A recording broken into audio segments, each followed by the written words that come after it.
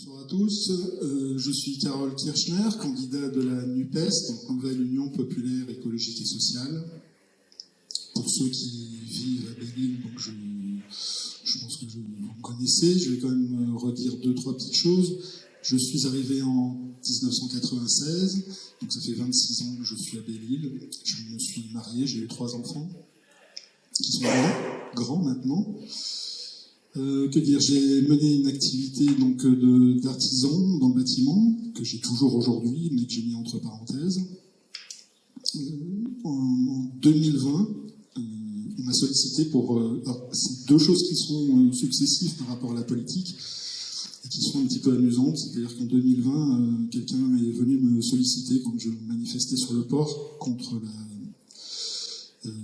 les politiques de modification des retraites qui étaient menées par le gouvernement Macron, et qui m'a proposé d'intégrer une liste participative pour les élections communales. À la suite de quoi, en fait, je me suis donc retrouvé élu par un jeu de désistement également de la tête de liste. Et donc actuellement, je suis conseiller municipal sur la commune de Palais. Et puis plus récemment, alors que j'étais sur un chantier, mon téléphone a sonné et quelqu'un du groupe d'action donc de l'Union Populaire, de la France Insoumise, me dit qu'en fait, il y a un souci sur le binôme qui était prévu pour les élections législatives, et que si je le souhaite, je peux candidater, puisqu'il y a une ouverture, il y a un réappel à candidat qui est fait par le comité électoral breton. Voilà. Donc ça a été rapidement décidé, j'en ai parlé à ma femme, elle me dit, je lui dis, qu'est-ce que t'en penses? Elle me dit, bah écoute, t'aimes la politique, vas-y. Voilà, donc j'ai candidaté de chef de file confirmé, je suis passé candidat confirmé également suite à un week-end d'investiture à Paris. Ce qui a toujours motivé mon engagement politique, je n'ai jamais été encarté. Par contre, la politique, je pense que je la respire depuis que je suis né. Peut-être que c'est dû aussi au contexte familial. Je suis né dans une famille d'instituteurs, éducation nationale.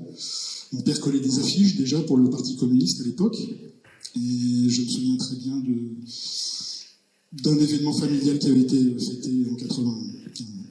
Et puis cette envie, après un certain nombre d'années à Belle-Île, année que j'ai consacrée à faire une famille et à constituer une entreprise, l'envie de m'ouvrir sur une vie associative et puis la vie politique, pour porter un message, celui d'un candidat citoyen.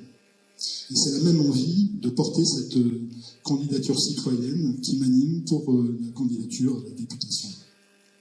Ce mandat populaire qui est associé donc au mandat du député.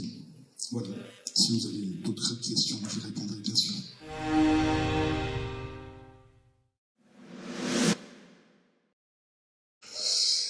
Alors la question, elle me touche, puisque moi je suis Belle-Îlois de cœur, et elle me touche également parce que je suis meusien d'origine, et que vous n'êtes pas sans ignorer peut-être que le projet d'enfouissement des résidus nucléaires est prévu à Bure, dans des sites d'enfouissement profonds.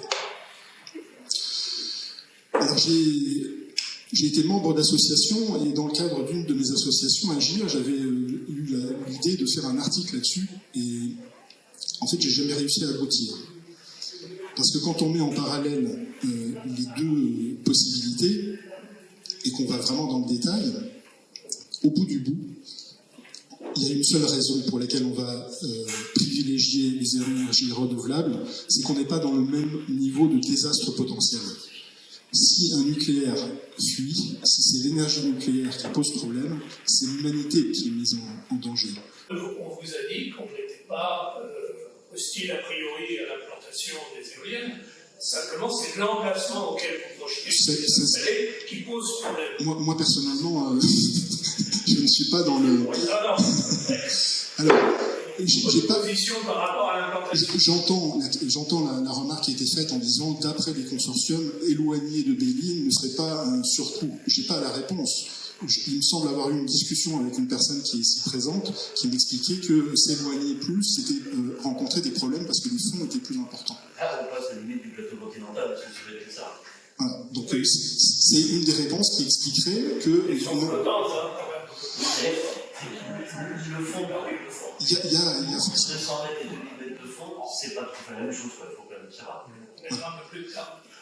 Donc en dehors du problème de l'amarrage, enfin des frais d'atterrage aussi, et de liaison, de longueur de câble et de technique et de technologie, je pense qu'il y a une incapacité majeure qui est justement le fait qu'on n'est plus sur le plateau et qu'il y ait des fonds trop importants. La question aussi doit se poser sur d'autres territoires. Il n'est pas question de créer une exception pays-loise. Si la même chose se retrouve sur le continent, dans les terres ou sur la façade littorale, j'imagine plutôt sur la façade littorale ou dans des centres urbains, il va falloir faire un inventaire de toutes ces familles qui auraient des problèmes. Et ensuite, je pense que c'est un point de droit. Et je ne me vois pas, moi, candidat, apporter une solution à un point de droit. Je pense que, comme élu, comme député élu, si effectivement l'inventaire me montre que c'est un problème à traiter et qui est d'ordre national, effectivement, on portera ça devant les ressources compétentes qui nous donneront un avis technique. Et ensuite, on verra politiquement ce qu'on en fait. Il y a une petite ouverture qui a été rendue possible par notre député sortant, qui a fait voter un amendement cadre permettant une expérimentation ou des expérimentations dans le cadre des territoires insulaires, dans le cadre de la loi 3DS. Sur ce sujet précis, moi, ma perception des choses, c'est que ça peut être une bonne chose, comme éventuellement des bonnes expérimentations, et puis ça peut être aussi des mauvaises expérimentations qui ne vont pas dans la bonne direction. Si c'était de mon initiative, j'irais plutôt sur un statut positif, c'est-à-dire pas par défaut, pas dire on fait de l'expérimentation sans dire sur quoi, mais dire positivement qu'est-ce que l'on veut comme statut pour les îles.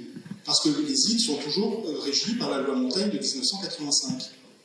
Voilà, donc pour moi ça c'est ce point. Une fois qu'on aura abordé ce point, et si jamais on souhaite, et si moi j'ai la possibilité de porter ce projet, je le porterai, si je suis élu, à l'Assemblée nationale. Revenons sur l'histoire de la Biocop.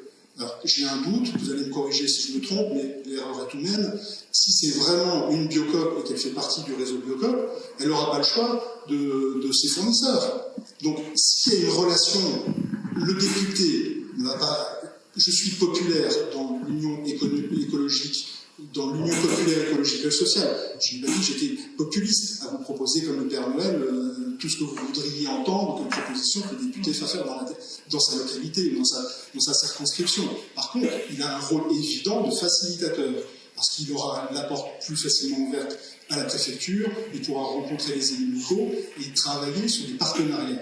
En ce qui concerne précisément la Biocop, elle a un cahier des charges. Si elle appartient au réseau des Biocop, elle doit s'approvisionner auprès des fournisseurs des Biocop. Et il est clair qu'en la matière, les Biocop ne sont pas particulièrement pour des achats locaux. Le député ne peut pas proposer tout et n'importe quoi pour dire on va vous obliger à acheter local. Non, c'est pas vrai. Si je répondais de cette façon, ça serait... tout à fait.